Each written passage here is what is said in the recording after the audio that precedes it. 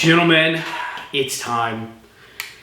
We are going to start the project. So, I'll bring you guys in quickly and show you what parts you need. After that, it's time to start building. So let me bring you in, we'll show you parts and jigs and whatnot.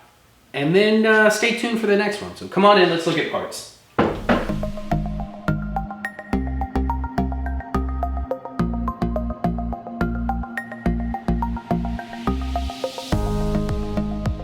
All right, so quickly we will go over some of the things you will need to get this build done. I'm gonna warn you guys right now, this is not a build for the faint of heart. It's not hard, especially like for me, I already have everything pinned up, the barrel's still good, I don't have to put a new barrel, so it's not too difficult. First thing you're gonna need to know how to weld. If that's not you, learn to weld before, or buy yourself a parts kit with the idea that you are going to get a TIG welder and learn to TIG weld. You need to be able to weld to do this. And I suggest TIG. If you are a great MIG welder, you could probably make it work. Stick, you're probably gonna burn right through. Personally, TIG is the way to go. Pick up a TIG welder, learn to TIG weld. I'm a beginner TIG welder. I can just get by with what I have, which is where I'm comfortable doing this. Don't make this your first welding project. Learn on other things. So beyond a TIG welder, you will need a flat, or if you have the money, just go out and get a receiver. If you don't want to build the receiver yourself, go online and buy a finished receiver, transfer it to yourself. That'll make things a lot easier. For me, I have the tools to bend this just like an AK, bend this up, and then we're gonna weld it. Beyond that, you can either, if you can find it, you can either get just these rivets, these little rivets sticking up here. I think I probably ought to focus. Just these rivets, and then reuse this hook. This is for your sling. Or what I ended up going with, because I couldn't find the rivets, was the whole hook and rivets all in one. You'll also need the shell deflector. So there's your shell deflector with rivets. And these, from what I've been told, these will go in very last. We'll finish the receiver, weld it, get it prepped, and then one of the last things we'll do before we finish coating this receiver is put these two pieces in. It's quick and easy. Buy a good, if you're planning on doing a flat build, this is the only flat to buy. I've been told this by multiple people that know a lot about MP5s. This is the LSC flat. I believe it's either LSC or LCS. I'm gonna put a link down below to where to get this. I believe they come from RTG. It's more expensive. I know you're yelling at me. It's more expensive. This flat, from what I've been told, is the only flat to build on. Don't waste your time with the other one that's cheaper. I'm not gonna disparage them, but I've just been told that this is the way to do it. I paid the extra money. We're doing it with an LCS flat or LSC, whatever it is.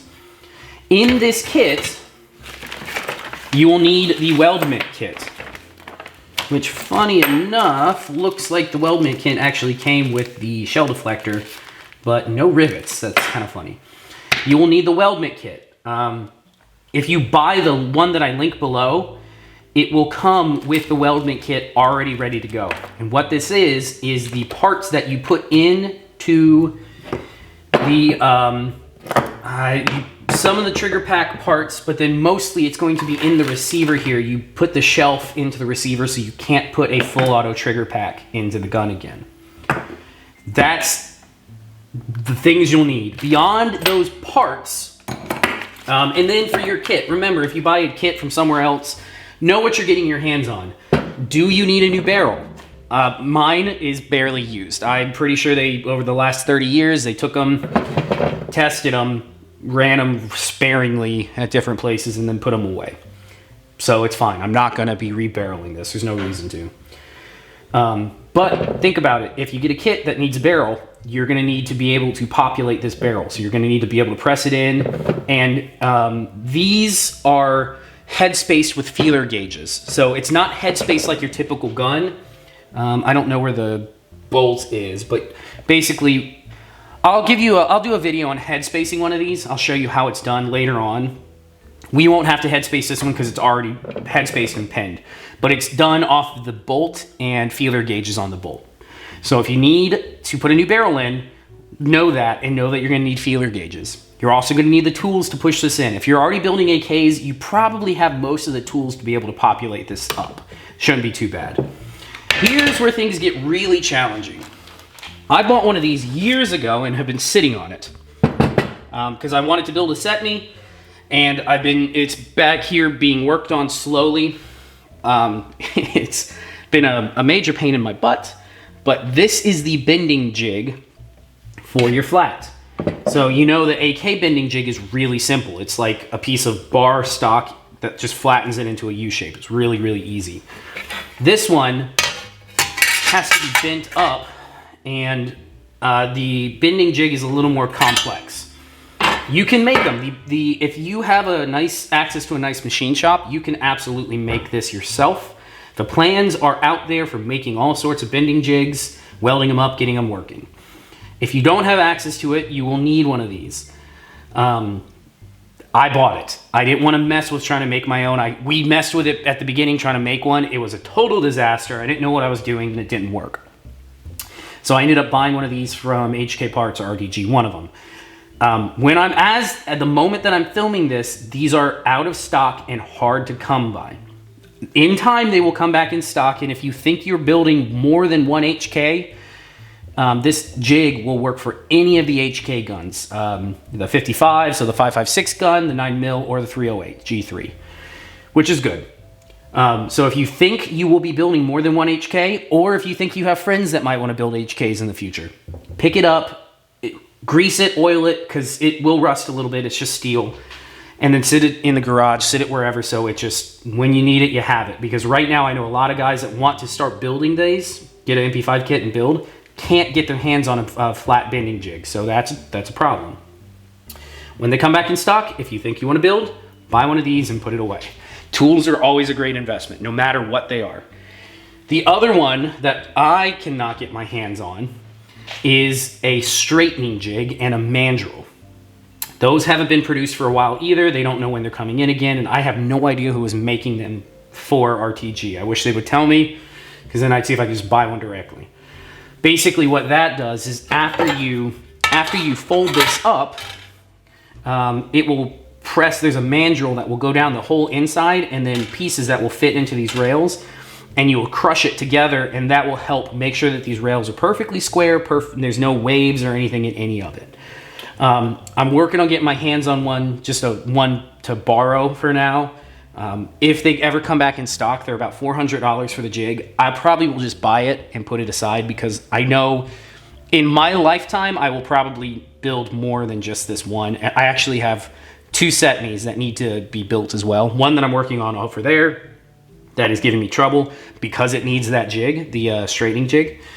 And I know in time I will end up probably wanting a 5.56 or one of the other, the HK style guns. So remember, tools are always a good investment. Flat bending jig, and it comes with all the other parts. Beyond that, you're just gonna need a Dremel with a cutoff wheel. We're gonna go into that next video. At one point in the video, I'll show you guys how to cut this so it is no longer fully automatic. So cutoff wheel will do that. I'm trying to think if there's anything else. Then just any hand tools you can use for demilling these. The new flat actually came with a rear sight base, so we don't need to cut this one and replace it. We're just going to use the new one, weld it on. But think through things like that. If you don't get the new sight base, you're going to have to cut this one off and re-weld it. Not a big deal, can be done. Last thing you'll need, from what I've been told, is the proper way to do this that I've heard is parkerizing. So you're going to we're going to park the whole thing, and then Duracoat it with, Duracoat actually makes a HK semi-gloss coat. That's the proper one. So I'm up in the air. I typically like using Cerakote, a nice flat black Cerakote. So I'm in between. Let me know what you guys think, either doing the Park and Duracoat or doing a Cerakote job. I have access to both of them, so just let me know what you guys think. But there's your quick intro. That's what we got going on. there's a lot that's going to go into this. This is not an easy build. I don't think I'm prepared for it, but we will find out as we go along how unprepared I am. So sit back, relax. If you're watching this 2 years from now, you're going to get to watch the entire series. If you're watching it as it happens, stay tuned. I'm going to try to get this done quickly. Right now, I'm setting up for an exam that I need to take for an actual work exam. So I'm studying for that. So the first couple videos may be a little slow coming out, but they'll be coming out soon. So don't worry. Get ready. We're going to get working on this. I will catch you guys on the next one. See ya.